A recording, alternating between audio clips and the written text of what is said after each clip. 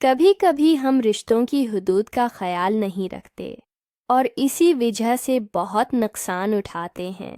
ہر رشتے کی ایک لکیر ہوتی ہے، اور اگر انسان اس لکیر کو پار کر جائے تو وہ رشتے اس کے لیے وبال بن جاتے ہیں۔ کچھ ایسا ہی میرے ساتھ ہوا۔ میرا نام وفا ہے۔ میں 25 سال کی ایک نوجوان لڑکی ہوں۔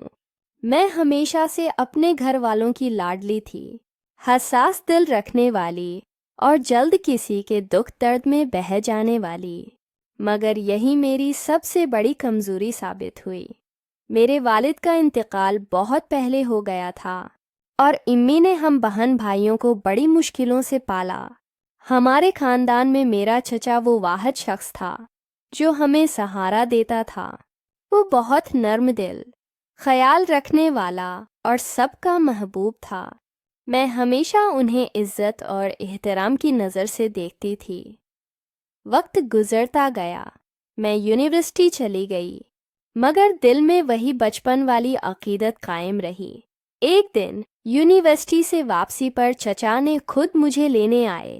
راستے بھر وہ مجھ سے میرے خوابوں، میری زندگی اور مستقبل کے بارے میں بات کرتے رہے۔ مجھے اچھا لگا کہ کوئی مجھے اتنی توجہ سے سن رہا ہے، مگر میں نے یہ نہیں سمجھا کہ کبھی کبھی توجہ بھی زہر بن جاتی ہے اگر اس کے پیچھے جذبہ خالص نہ ہو۔ آہستہ آہستہ ان کی باتوں کا انداز بدلنے لگا۔ وہ کبھی کبھی ایسی باتیں کر جاتے جن میں ایک اجنبی سا لہجہ ہوتا، مگر میں نے اسے کبھی غلط معنی میں نہیں لیا۔ میں نے سوچا شاید وہ مجھے اپنی بیٹی کی طرح سمجھتے ہیں۔ پھر ایک دن جب ایمی بیمار ہو گئیں تو چچا روز ہمارے گھر آنے لگے۔ دوائی، کھانا، ہر چیز کا انتظام ان کے ذمے تھا۔ میں ان کی اس خدمت پر دل سے شکر گزار تھی، مگر شاید یہی وقت وہ موڑ تھا جہاں سے سب بدل گیا۔ ایک رات جب میں صحن میں بیٹھی تھی تو انہوں نے مجھ سے کہا، وفا، تم بہت نیک اور سمجھدار لڑکی ہو، مگر دنیا اتنی سادہ نہیں جتنی تم سمجھتی ہو۔ اپنے دل کو سنبھالنا سیکھو۔ میں نے حیرت سے انہیں دیکھا، مگر کچھ بولی نہیں۔ ان کی آنکھوں میں ایک عجیب سا رنگ تھا، جیسے وہ کچھ کہنا چاہتے ہوں مگر کہہ نہیں پا رہے۔ وقت گزرا، امی صحت یاب ہو گئیں، مگر میرے دل میں ایک عجیب سا اضطراب رہنے لگا۔ نہ جانے کیوں ان کے سامنے آتے ہی میرا دل دھڑکنے لگتا۔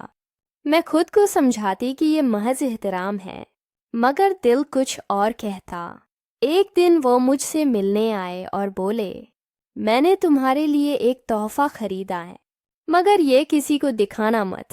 میں نے حیرت سے پوچھا، کیا ہے؟ تو انہوں نے ایک چھوٹا سا لاکٹ دیا جس میں میرے اور ان کے ساتھ بچپن کی تصویر تھی۔ نیچے لکھا تھا، میرے دل کا سکون۔ میں جیسے ساکت رہ گئی، مگر ہنس کر بات ٹال دی۔ مگر اس دن کے بعد مجھے لگا جیسے میرا گھر، میری دنیا سب بدل گیا ہو۔ چچا کی نظروں میں ایک عجیب سا جذبہ تھا اور میرے دل میں ایک خوف۔ میں نے ان سے فاصلہ بنانا شروع کیا، بات چیت کم کر دی، مگر وہ ہر جگہ کسی نہ کسی بہانے سے میرے قریب آنے لگے۔ میں نے امی سے ذکر کرنا چاہا، مگر ڈر گئی۔ سوچا شاید میں غلط سوچ رہی ہوں، مگر ایک دن وہ خود بول اٹھے، وفا، تم سمجھ نہیں رہی، میں تمہیں کھونا نہیں چاہتا۔ یہ الفاظ میرے لیے بجلی بن کر گرے۔ میں پیچھے ہٹی اور رو پڑی، مگر وہ خاموش کھڑے رہے جیسے کوئی پتھر بن گیا ہو۔ اس رات میں نے فیصلہ کیا کہ مجھے یہاں سے جانا ہوگا۔ اگلے دن میں یونیورسٹی کے ہاسٹل شفٹ ہو گئی، مگر میرے دل کا سکون چھن چکا تھا۔ کچھ ہفتوں بعد خبر ملی کہ چچا کو دل کا دورہ پڑا ہے اور وہ اسپتال میں ہیں۔ میں امی کے ساتھ اسپتال پہنچی تو انہوں نے بس ایک بار میری طرف دیکھا اور آنکھیں بند کر لیں۔ ان کے ہاتھ میں وہی لاکٹ تھا جو انہوں نے مجھے دیا تھا۔ میں پھوٹ پھوٹ کر رو پڑی۔ دل میں احساس جرم تھا کہ شاید میں نے ان کے جذبات کو سمجھنے میں دیر کر دی، یا شاید میں نے اپنی چھپ سے انہیں تنہا کر دیا، مگر پھر خود کو سنبھالا، کیونکہ میں جان گئی تھی کہ کچھ رشتے اگر اپنی حدود سے نکل جائیں تو وہ احترام کے بجائے زخم بن جاتے ہیں۔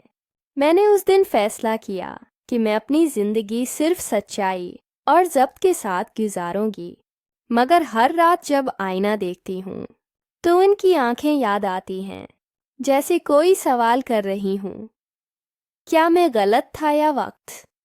اور میں ہر بار خاموشی سے جواب دیتی ہوں، غلط ہم دونوں نہیں، وہ احساس تھا جو رشتے کی حد پہ جا کر خاموش ہو گیا۔ آج برسوں گزر گئے ہیں، میں خود ایک استاد ہوں، اپنے طلبہ کو ہمیشہ یہی سکھاتی ہوں کہ رشتوں کی عزت ان کے فاصلوں میں چھپی ہوتی ہے، اور جو ان فاصلوں کو توڑ دیتا ہے وہ نہ رشتہ بچا پاتا ہے نہ خود کو۔ وفا کا یہ نام آج بھی میرے ساتھ ہے، مگر اس کے پیچھے ایک ایسی کہانی چھپی ہے جو میں نے کبھی کسی کو نہیں سنائی، کیونکہ کچھ کہانیاں بولنے کے لیے نہیں، جینے کے لیے لکھی جاتی ہیں۔